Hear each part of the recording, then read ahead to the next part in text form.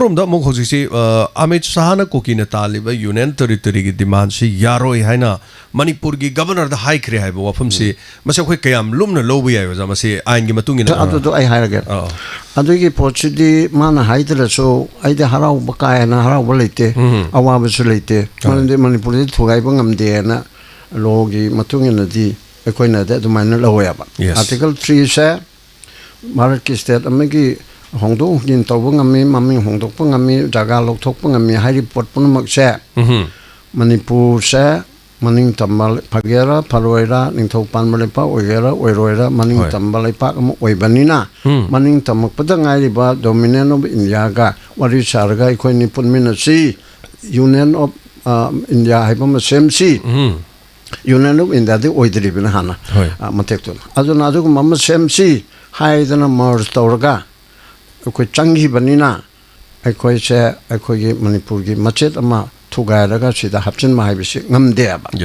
international law na international treaty ma mama adugi akoppadudi sida haibada hapta da suya aduna yaroi da bona adu jammu kashmir ka kana ngarang ma hangi jammu kashmir di rsd jammu kashmir di merger agreement tawde instrument of accession 11th of August 1947 da tawgibido manipur su tawya telwain tawi adum haina अखोई निंग तमद्रिंगैगी ममंगदा British India का अदुगा निंथौ पानबा मोइगी महाराज धीराज हरि सिंह अदु तौरगा instrument accession Manipur से बदसन रगे तौनबो सुमाइना तौगिबा अदु खक्तनी निंग तम मतुंगदा India निंग तमबा मतुंगदा अखोगी Indian independence act 1947 चलबा मतुंगदा merger agreement है मणिपुर की सुमाइना तौगिबा नतबनिना मोइगी अदुम थुगाइबदा मतम खरगी पिरम 370 दो अदु लौथो ए हना हायरगा थुगायरगा यूनियन टेरिटरी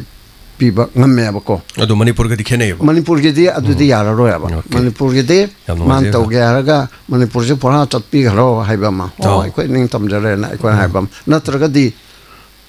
इंडिया के मनुंगदा चप चाबा इंडियन स्टेट अमन फंगबा अदु दिगी हेना अखोई दी मर्ज तौरकपनेबा यूपी दी मर्ज तौरकते बिहार दी मर्ज तौरकते दना मोइना हाना लेजरम बनेबा तमिलनाडु दी मर्ज तौरकते दना अदो मणिपुर दी मर्ज तौगिबने मर्ज हाइबसे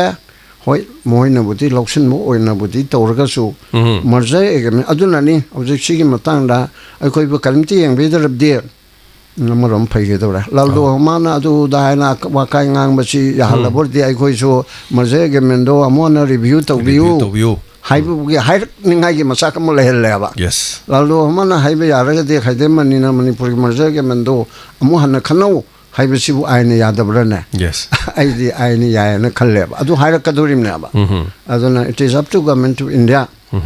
गवर्नमेंट ऑफ इंडिया ना मणिपुर से मसी